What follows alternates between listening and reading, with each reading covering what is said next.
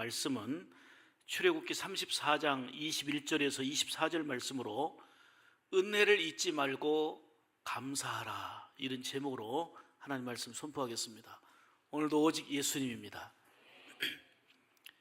감사는 인생의 최고의 아름다운 언어입니다. 감사는 많이 하면 할수록 은혜가 더해지고 기쁨이 더해집니다. 감사는 은혜를 아는 자가 하는 것입니다. 감사는 성숙한 사람의 고백이요 성숙한 자의 표현입니다. 무엇보다도 예수님을 통해서 구원받고 사랑받고 살아가는 하나님의 자녀인 우리는 적어도 감사로 충만해야 합니다. 감사도 차원이 있습니다. 하나는 조건부 감사입니다. 이를 1차원적 감사라 그러죠. 뭐 해주시면 감사하겠습니다. 건강 주시면 감사하겠습니다. 합격되면 감사하겠습니다.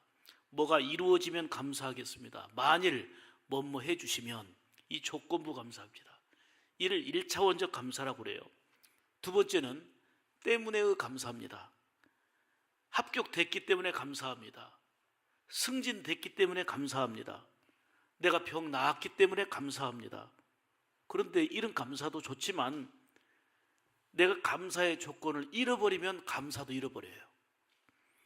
조건 때문에 감사하기 때문에 그 요인을 상실하게 되면 마음에는 감사도 없고 행복도 사라집니다. 하나는 그래도 감사합니다. 그럼에도 불구하고의 감사지요. 이거는 상황과 환경을 넘어선 감사합니다. 지금까지 돌아보니까 주님께서 해주신 일들 때문에 감사하고, 아직 이루어지지 않았지만 주님이 하실 일을 바라보며 감사하는 것입니다. 되지 않았지만 되어질 것을 믿음으로 감사하는 것입니다. 이게 바로 그래도 감사, 그럼에도 불구하고의 감사다라고 얘기할 수 있는데, 우리 성도들은 그래도 이 차원이 높은 그래도 감사, 그럼에도 불구하고의 감사가 실천이 되고 생활화되어야 될 줄 믿습니다. 어느 마을 입구에 세워진 편말인데요, 잃어버린 것을 원망하지 말고 남은 것으로 감사하라. 마을 사람들이 그 마을을 들어올 때마다 볼 수 있는 글귀가 잃어버리는 것을 원망하지 말고 남은 것으로 감사하라. 얼마나 멋진 내용입니까? 맥추절은 우리가 추수감사절과 더불어서 이렇게 1년에 한 번씩 두 번씩 지키는데요, 하나님이 이 절기를 지키라고 명령하셨어요. 하나님이 이 절기를 지키라고 명령하신 이유는 크게 세 가지인데, 은혜를 알고 살아라 하는 거예요. 다시 얘기하면 은혜를 기억하라는 것입니다. 지금까지 내가 누리고 있는 모든 것이 누가 주었는지, 누가 도와줬는지, 누구에게로부터 왔는지, 이걸 기억하고 살아라는 거예요. 내가 열심히 땀 흘리고 수고했지만 이 모든 게 누구의 도움이었는지, 어디로부터 온 것인지 이거를 알아야 된다는 얘기입니다. 또 하나는 맥추절, 추수감사절 등 절기의 핵심은 감사합니다. 감사하라는 것입니다. 은혜를 안다면 감사하게 되고, 은혜를 기억하면 감사로 이어지게 되는데, 문제는 은혜를 잊어버린다는 것입니다. 은혜를 잊어버리니까 감사가 뒤따르지 못하는 거예요. 또 한 가지는 즐기라는 것입니다. 기뻐하라는 것입니다. 이날 춤추며 함께 어우러져서 즐거운 시간을 보내는 거, 이게 바로 맥추절입니다. 2018년 한 해를 출발하고 이제 어느덧 6개월이 지났습니다. 그동안 여러 가지 많은 일들이 있었습니다마는 놀라운 은혜로 하나님이 우리의 나라에, 우리 가정에, 우리의 삶 가운데 함께해 주셨습니다. 6개월 동안 돌이켜 보십시오. 우리에게 임하신 하나님의 은혜가 얼마나 큽니까? 때로는 눈물을 흘릴 때도 있고 가슴 아프고 힘들 때도 있었지만 지금까지 그래도 살아온 모든 게 다 하나님의 은혜였습니다. 한국교회가 안 된다고, 마이너스다고, 점점 노령화된다고 이렇게 말하고 있는 이때에 우리 6개월을 지난 우리 샘물교회를 보십시오. 터치전도를 통해서 영혼을 사랑하고 소중한 영혼을 살리는 일에 힘써왔고 지난주까지 75명의 새 가족이 더해졌습니다. 많은 교회가 분쟁과 갈등 속에서 지옥을 방불케 하는 이런 모습들이 너무 많이 있는 안타까운 현실 속에서 우리 교회는 하나님 은혜 가운데 언제나 보름달이었습니다. 평안하고 든든히 서가는 교회로서 하나님이 마지막 시대에 쓰시는 교회라는 자부심 속에 우리가 살고 있지 않습니까? 얼마나 감사한 일입니까? 우리 주변에는 감사한 이야기들이 참 많습니다. 더 중요한 것은 나의 감사한 이야기를 써가는 이런 삶이 필요한데요. 대만의 어느 한 부부가 결혼했는데 자녀가 없었어요. 6년 만에 이제 아이를 갖게 됐는데 이 아들을 낳았는데 이름을 주대관이라고 이름을 지었어요. 주대관. 이 아이에게는 6년 만에 얻은 이 아들에게는 어릴 때부터 책을 많이 읽어줬어요. 공부도 잘했어요. 근데 성장하면서 다리에 혹이 생겼는데 그게 통증이 너무 심한 거예요. 이 주대관 이 아들이 너무 아파하는 거예요. 힘들어하는 거예요. 그런데 병원에 가보니까 이 통증으로만 알았는데 이게 암인 거예요. 그래서 다리를 잘라내야 된다는 거예요. 한쪽 다리를 6번의 화학 치료를 하고 그리고 30번이 넘게 방사선 치료를 했습니다. 그리고 결국은 의사가 그럼에도 불구하고 다리 하나를 잘라내야 된다라고 얘기하니까 그 옆에서 부모는 얼마나 큰 걱정입니까? 이 어린 것이 막 뛰어놀아야 될 이 아들이 한쪽 다리를 잘라야 된다는 것 때문에 얼마나 가슴이 아픈 일입니까? 그런데 이 어린 대관이가 시를 하나 썼어요. 그 시가 너무너무 모르는 사람에게 감동과 눈물이 됐는데요.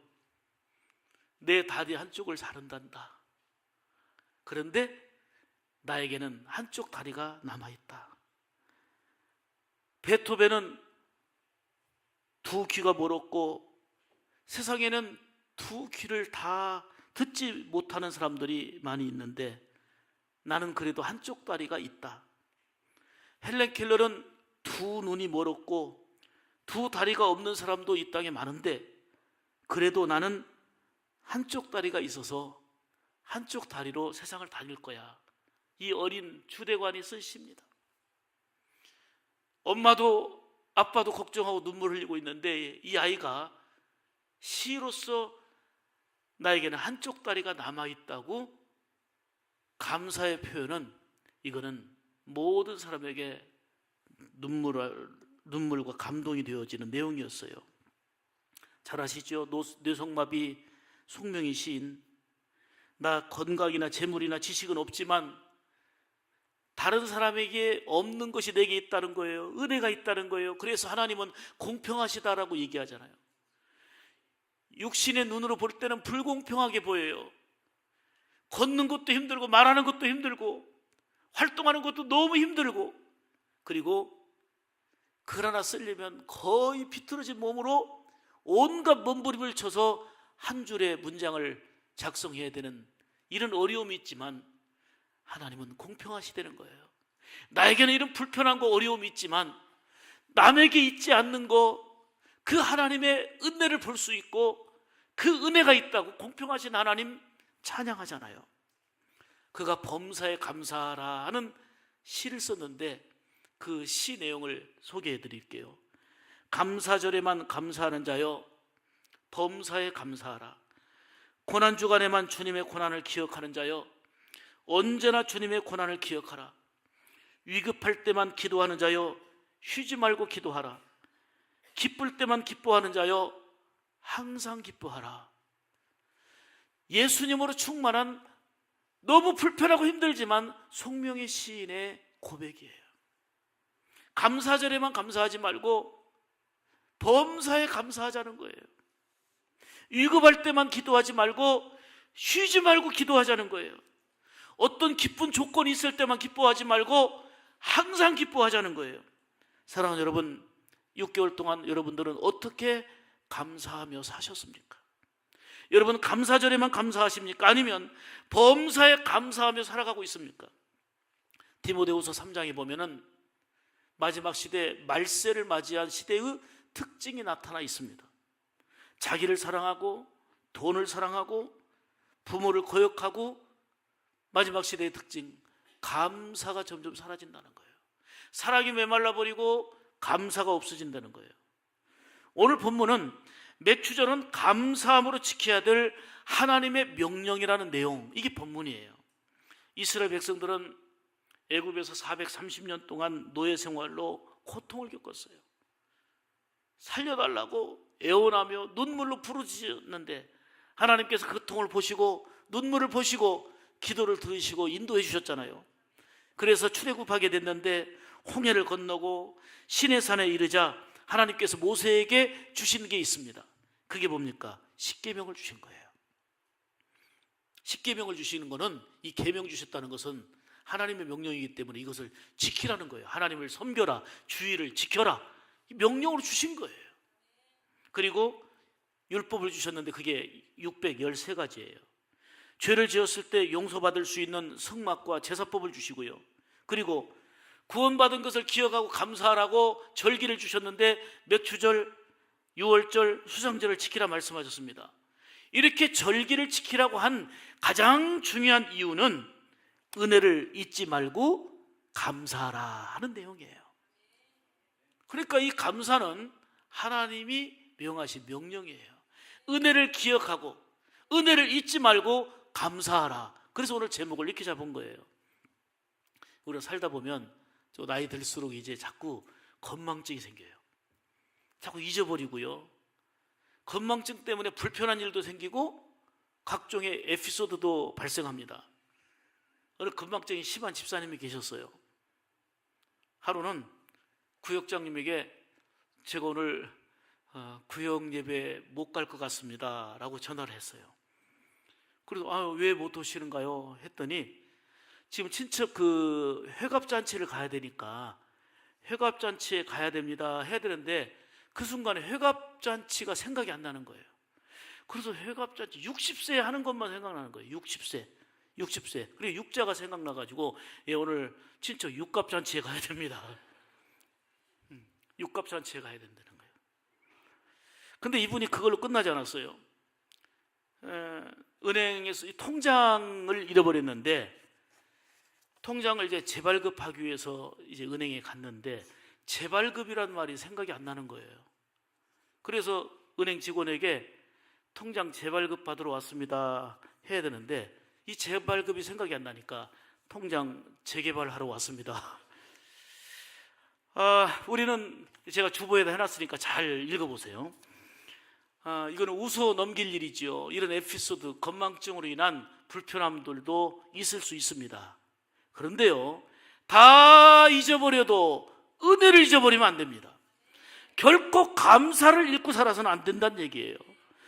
감사와 은혜에 대한 건망증이 있다면 이는 우리의 삶에 있어서 그 어떤 것과 비교할 수 없이 심각한 일입니다. 그래서 은혜를 기억하는 자가 감사하는 거고요.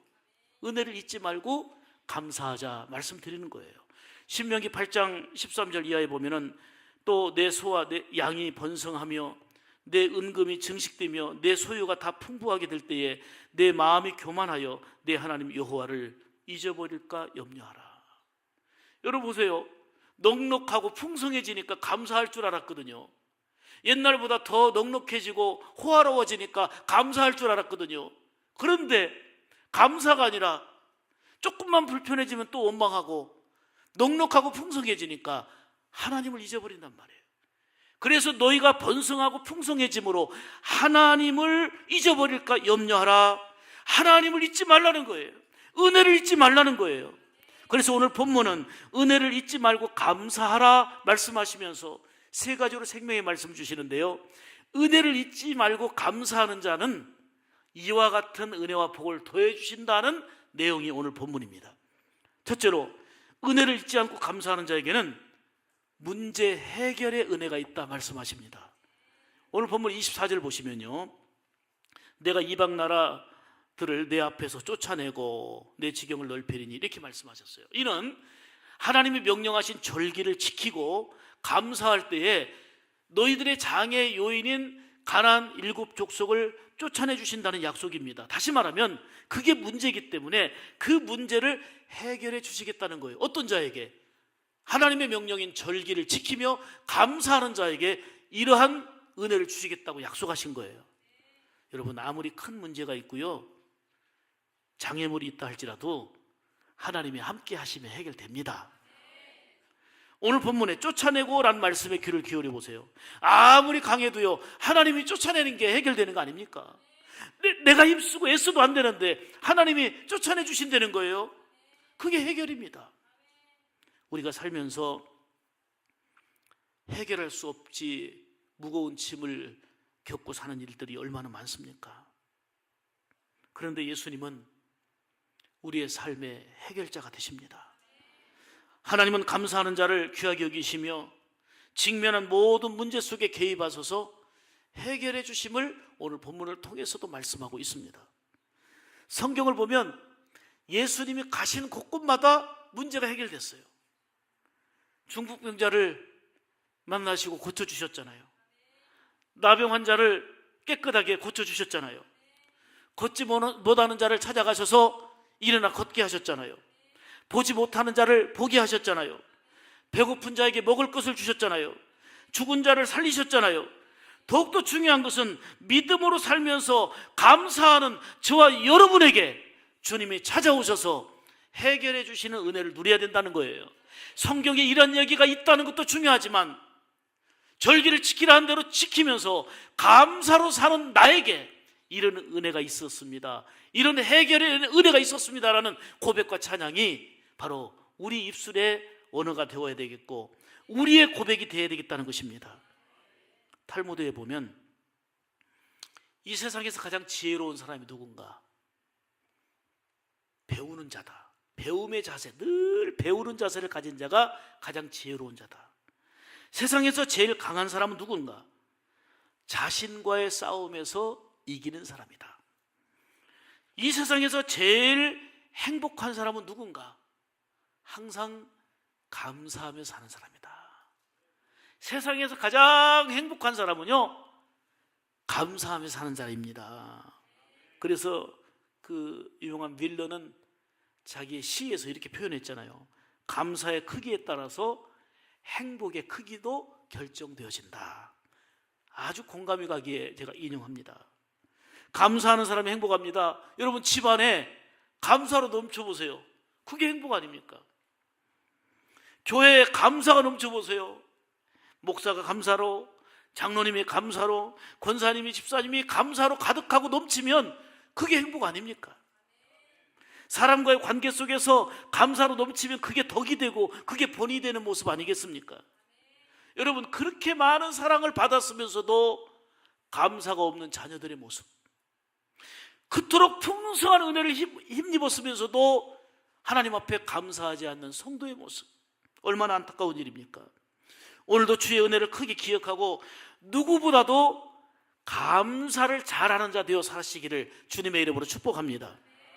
감사하는 자에게는 마땅한 당연한 감사를 했는데도 불구하고 문제를 풀어 해결해 주시는 은혜가 있다. 이게 바로 오늘 본문 24절을 통해서 주시는 말씀입니다. 두 번째로, 은혜를 잊지 않고 감사하는 자에게는 지경을 넓혀주신다 말씀하십니다. 이 말은 더욱 잘 되는 은혜를 주신다, 그 얘기입니다. 자, 24절 보겠습니다. 내가 이방 나라들을 내 앞에서 쫓아내고 내 지경을 넓히리니 그랬어요. 이 지경은 출애굽기 23장에 보면은 홍해에서부터 블레셋 바다까지, 또 광야에서부터 하수까지 이런 말씀이 나오거든요. 은혜를 잊지 않고 절기를 지키며 감사하는 자에게는 지경을 넓혀주신다는 거예요. 더욱더 잘 되는 은혜를 주시겠다는 말씀입니다. 여러분, 감사는 은혜 받은 자가 마땅히 할 일이에요. 감사는 당연한 일이에요. 그런데 하나님은 이 감사를 기쁨으로 받으시고 놀라운 약속을 주셨어요. 지경을 넓혀주신다, 더 잘 되는 은혜를 주시겠다. 이게 바로 말로 표현할 수 없는 하나님의 무궁무진한 사랑이고 은총인 거예요. 결국 약속 국가인 이스라엘 보세요. 다윗 왕 때는 홍해에서부터 유브라데까지 넓혀졌고 맨날 이웃나라의 침입을 받던 전쟁 끊이지 않았던 이스라엘 국가가 오히려 주변 국가들이 조공을 바치는 강대국으로 달라졌습니다. 하나님은 절기를 지키며 감사하는 자에게 지경을 넓혀주신다 한 대로, 더욱더 잘 되게 하신 은혜를 주신다고 한 대로 이스라엘 역사 안에도 이루어졌는데, 중요한 것은 그 역사로 끝나면 되는 게 아니고 그 명령 따라 순종하며 살아가는 오늘 이 시대를 살아가는 여러분들에게 감사는 마땅한 일이지만 그 은혜를 기억하고 감사하고 감사하는 가운데 영육간의 지경을 넓혀주시고 더욱더 잘되는 은혜로 역사하시는 하나님의 손길이 여러분에게, 어떤 여러분? 감사하는 여러분에게 임하기를 주님의 이름으로 축복합니다. 그래서 누구보다도 감사를 잘하는 자가 되어야 됩니다. 말로 감사하고 물질로 감사하고 받은 은혜로 감사할 수 있는 삶이 되어야 되는 것입니다. 하나님의 은혜를 잊지 말고 감사로 영광 돌리는 우리 샘물 가족들 되기를 주의 이름으로 축복합니다. 어느 공장에서 직원의 실수로 화재가 났어요. 공장이 완전히 다 불타 전소되고 말았어요. 사장은 잿더미가 된 공장을 바라보면서 하염없이 웁니다. 사장의 아내는 교회로 달려가서 하나님 앞에 눈물로 기도하면서, 하나님, 왜 우리를 버리셨습니까? 그동안 고생하며 일궈왔던 모든 것이 한순간에 잿더미가 됐습니다. 하나님, 왜 우리를 버리셨습니까? 이제 우리는 아무것도 없습니다. 다 망해버렸습니다. 하나님, 어떻게 하면 좋겠습니까? 하고 그냥 목 놓아 울고 있는데 마음에 감동의 음성이 들렸어요. 그게 뭐냐면, 그래도 감사하라. 그래도 감사하라. 다 망해버렸는데, 다 전소됐는데 그래도 감사하라 하는 마음의 음성이 들렸어요. 이 사장 부인은 그 음성을 들으며 조용히 생각했어요. 아, 맞다. 그래도 감사하자. 불타버렸지만 남편이 살아있는 거 감사. 우리 가족이 무사하고 건강한 것도 감사. 그리고 다 전소됐지만 앞으로 하나님께서 일으켜주시고 함께 해주실 것을 감사하면서 눈물로 감사의 고백을 드렸습니다. 그리고는요, 있는 돈을 모아가지고 하나님께 그래도 감사합니다 하고 감사헌금을 드렸습니다. 놀라운 일이 벌어지기 시작했습니다. 공장 화재로 전소됐다는 소문을 듣고 교회에서는 같이 울며 기도해 주기 시작했고, 교회 교인들과 친척들과 친구들이 줄을 지어 위로해 주면서 조금씩 모금해서 공장을 새롭게 지을 수가 있게 되었습니다. 전혀 예수 믿지 않던 이 남편 사장은 이런 계기로 예수님을 만나게 되었고 예수님을 의지하면서 집사까지 됐습니다. 사업은 날로 번창했고요, 축복의 지경이 넓혀지기 시작했어요. 직원이 수백 명으로 늘어났습니다. 너무 감사한 부분은 내가 하나님께 어떻게 보답할까? 내가 어떻게 하나님께 더 감사하지?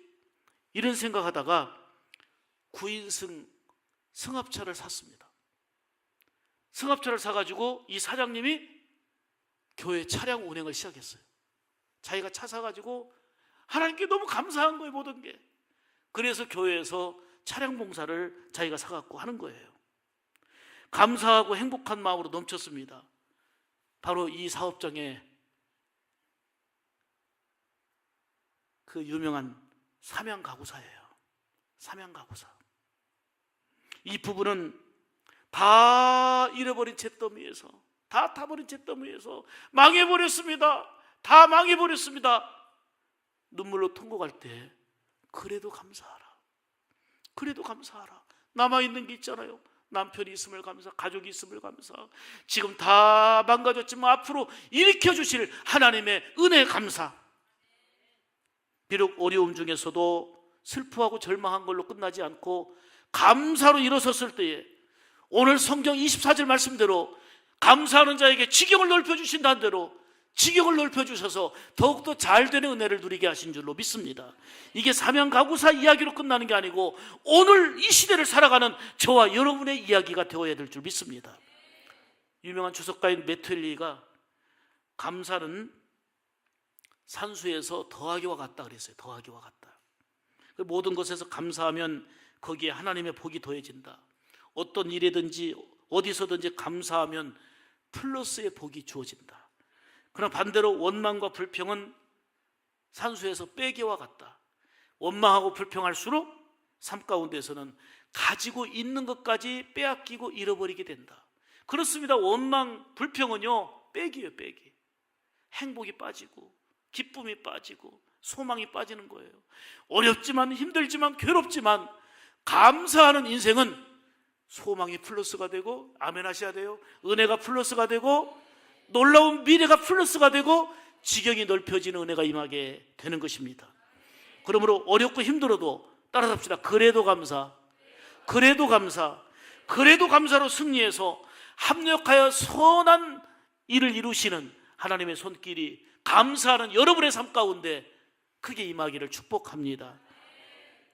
이제 중요한 것은 사명가구사 이야기, 성경 본문의 이야기가 아니고 감사로 살아가는 나의 이야기가 되어야 합니다.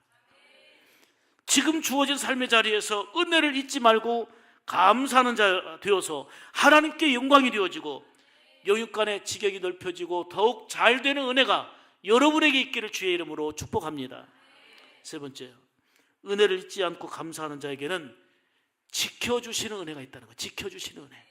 24절 봅니다. 내가 이방 나라들을 내 앞에서 쫓아내고 내 지경을 넓히리니 내가 매년 3번씩 여호와 내 하나님을 뵈려고 올 때에 아무도 내 땅을 탐내지 못하리라. 이렇게 말씀하셨어요. 이 말은 아무도 내 땅을 탐내지 못하리라, 이 말은 내가 지켜주고 내가 보호하겠다, 그 얘기입니다. 감사의 예배를 이스라엘 남자들은 1년에 3차례씩 예루살렘 성전으로 올라와야 됐어요. 그러면 하던 일 다 멈추고 예루살렘으로 올라오거든요.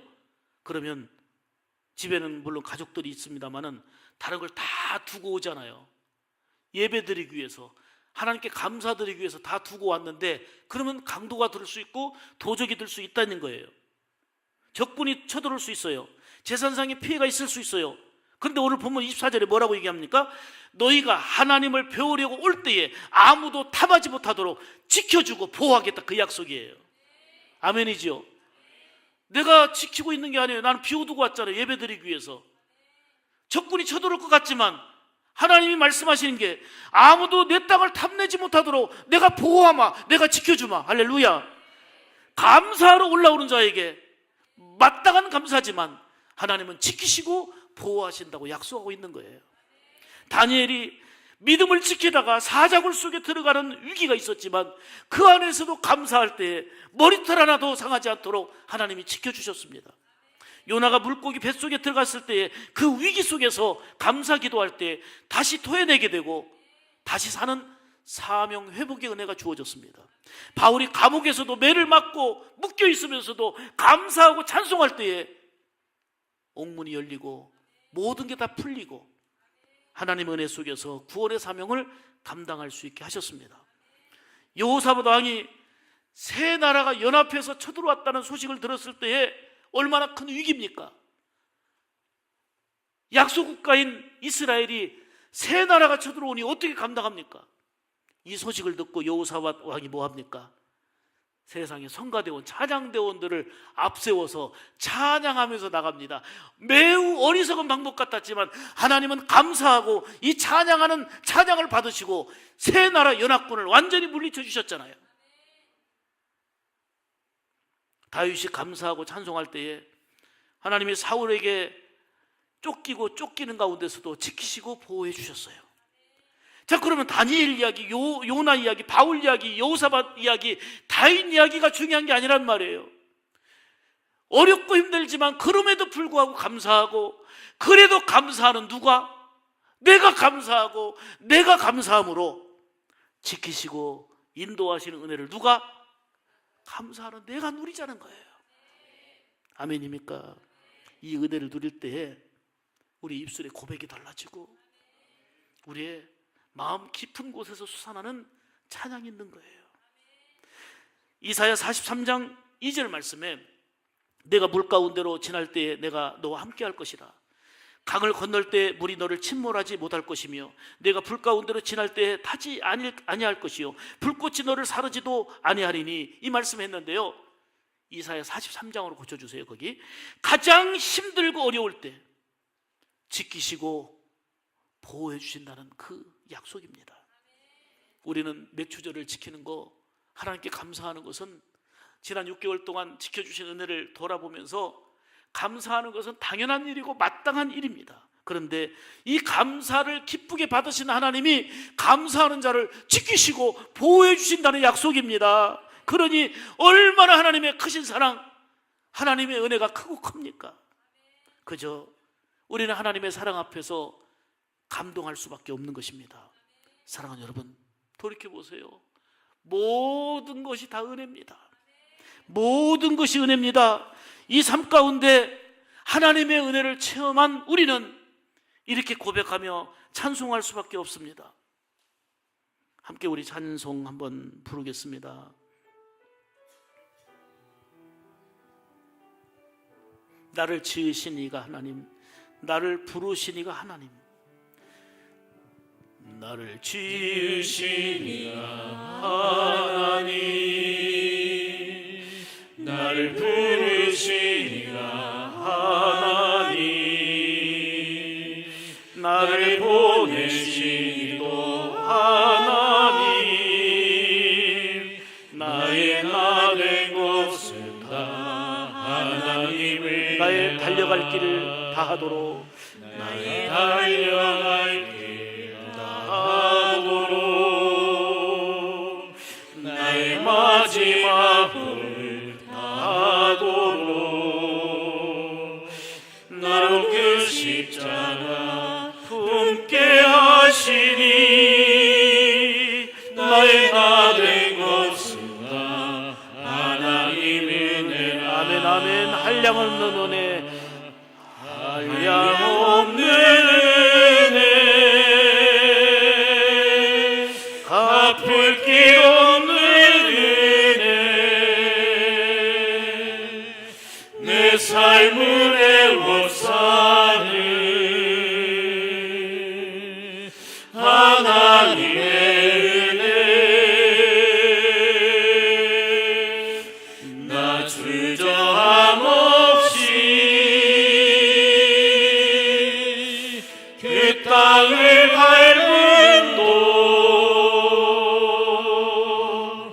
나를 붙드시는 하나님의 은혜. 할렐루야. 여러분, 여러 가지 삶 가운데 일들은 있지만 모든 것이 우리가 은혜 가운데 살고 있는 거예요. 중요한 것은 그 은혜를, 한량없는 은혜를 느껴보십시오. 한량없는 은혜를 경험해 보십시오. 결코 어떤 일에도 하나님을 멀리하지 않을 것입니다. 그 하나님의 귀한 사랑, 그 하나님의 큰 은혜를 경험할 때에 소망을 얻게 되고 일어설 수 있는 힘을 얻게 되고, 외롭고 고통스러운 상황 속에서도 정말 소중한 자신의 모습을 발견하고 그래도 감사하는 삶이 될 줄로 믿습니다. 성경을 보면 믿음의 사람들은 날마다 하나님 앞에 감사로 번제를 드렸습니다. 그러나 죄짓고 타락하면 하나님의 명령하신 절기도 잊어버리고 예배도 잊어버리고 감사를 잃어버리고 살았습니다. 보세요. 예배를 잃어버리고 감사를 잃어버렸는데 그 삶이 더 잘 됐느냐? 오히려 팍팍합니다. 잘 되는 것 같다가 어느 순간에 무너져 버립니다. 삶이 어둡습니다. 고생은 고생대로 하고 결국은 만족도 보람도 없고 잡은 것 같은데 보면 잡은 게 없습니다.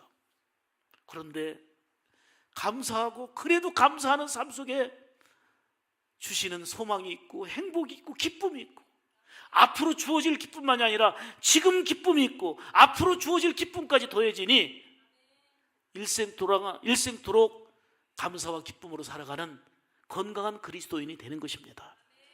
여러분, 타락이 뭡니까? 죄짓고 남을 해치는 것만이 타락이 아니고요, 타락의 시작은 감사를 잃어버린 것이 타락입니다. 감사를 잃어버린 데서부터 타락이 시작됩니다. 철없는 자식이 부모에게 지금까지 해준 것이 뭐냐고 따지고 원망불평합니다. 부모님의 마음에 대못을 박습니다. 철없는 자식. 타락의 시작은 은혜를 잊어버리고 감사를 잊어버리는 것이 타락의 출발입니다. 이처럼 은혜가 풍성하지만, 한량없는 은혜가 있지만 은혜를 잊어버리고 늘 원망과 불평으로 일삼는 우리의 성도의 삶이 된다면 주님의 가슴에 대못을 받는 이런 아픔의 연속이 되고 말 것입니다. 감사는 모든 것을 더 풍성하게 합니다. 하나님은 감사하는 자를 지키시고 보호해 주신다고 말씀하셨는데, 우리는 감사함으로 더 큰 은혜와 기쁨을 누려야 될 줄로 믿습니다. 종교개혁자인 루터는 기독교인과 비기독교인을 구별하는 결정적인 기준은 하나님께 감사할 줄 아느냐, 감사를 모르느냐, 이게 기준이라는 거예요. 여러분, 지난 6개월 동안 하나님께 감사를 얼마나 하며 살아왔습니까? 하나님은 복의 근원이십니다. 모든 것이 다 하나님께로부터 옵니다. 내가 열심만 낸다고 되는 게 아니에요. 지금도 잊을 수 없는, 지금은 이제 장로님이 되셨어요. 근데 이분이 큰 중기업을 엄청나게 이제 빚을 내가지고 하다 보니까 주일에도 쉴 수가 없는 거예요. 이자가 뭐 엄청 나가니까요. 몇 억대 되는 그 큰 차를 사서 하루 놀리면 안 된단 말이에요. 하루 놀리면. 그래서 주일에 집사님인데 예배를 빠지고 일했단 말이에요. 왜요? 그러면은 이 수치상으로는 이자를 갚아나가는데 유익하다고 생각했어요. 그런데 원치 않게 발이 통통 붓더니 걷지를 못하면서 한 달 이상을 병원에 입원하면서 누가 뭐라고 하지도 않았는데 본인이 내가 주의를 지키지 못한 게 그렇게 원망스럽다는 거예요. 세상에 내 계획으로 다 될 것 같았는데 한 달만 쉬게 해도, 한 달만 쉬게 한 것도 감사라는 거예요. 1년 동안, 아니 그렇게 빚을 주고 일하지 못하면 어떻게 되냐고 누워있으면. 그리고는 무조건 주일을 쉬면서 하나님께 영광 돌리고요, 기계를 놀리니까 쉬는 것 같아서 손해보는 것 같았는데 그분은 기계 2개 더 샀어요. 주일을 지키면 2개 더 샀고 지금 장로님 돼갖고 선하고 복된 일을 더 감당해요. 하나님은 하나님을 가까이 하는 자를 망하게 하십니까? 하나님은 예배드리기 때문에 손해보게 하십니까? 하나님은 말씀하십니다. 절기를 지키라. 예배하는 자를 오게 하라. 예배하러 올라올 때에 탐내는 자들을 내가 막아줄 것이며 보호할 것이며 지켜줄 것이며 지경을 넓혀줄 것이며 더욱더 잘되게 하실 것이며, 이게 하나님 아버지의 마음이에요. 여러분, 우리를 구원하신 하나님의 은혜, 천국 백성 되게 하신 하나님의 은혜를 생각하면 무조건 감사해요. 그리고 일상의 삶 가운데 임마누엘로 함께 하시는 그 은혜, 도우시고 지키시는 그 은혜를 알 때에 그저 감사, 또 감사할 수밖에 없지 않습니까? 감사는 수증기와도 같다고 그래요. 태양의 뜨거운 광선을 받은 물은 잘 보세요, 수증기가 돼서 올라갑니다. 그 수증기가 모아져서 무거워지면 비로 내려옵니다. 이처럼 우리가 평소에 드리는 범사에 감사하는 것은 하나님께 올라가 영광이 되어지고, 우리에게는 은혜의 비로, 축복의 비로, 축복의 장마비로 내려오는 복이 되고 은총이 되는 것입니다.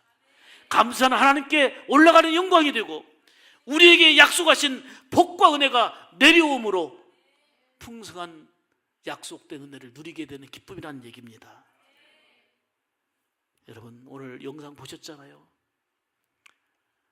과자 하나 만드는데도 감사합니다 마음 갖고 하면 보너스를 주고, 아예 아이의 목소리로 감사합니다 테이프에 녹음해갖고 24시간 공장에 감사합니다 감사합니다 24시간 들려지게.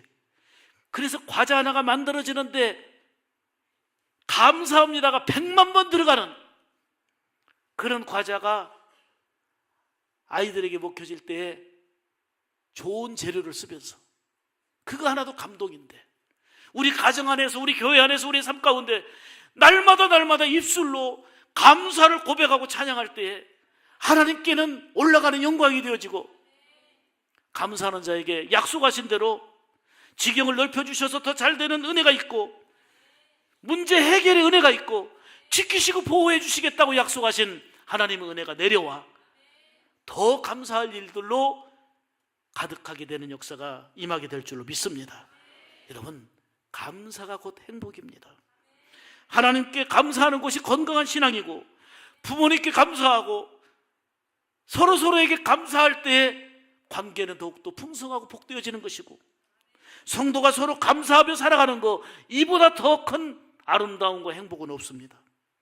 오늘 성경에 이런 대로 감사를 잊지 말고, 은혜를 잊지 말고 감사하여 문제 해결의 은혜와 지경이 넓혀지는 은혜와 지켜주시고 보호해 주시는, 더해 주시는 은혜를 여러분들이 누리는, 그리고 여러분의 고백 속에서 감사의 고백이 더 풍성해지는 그런 역사가 지금 이후로부터 지속적으로 이어져 가기를 주님의 이름으로 축복합니다. 축복합니다. 기도하겠습니다. 은혜로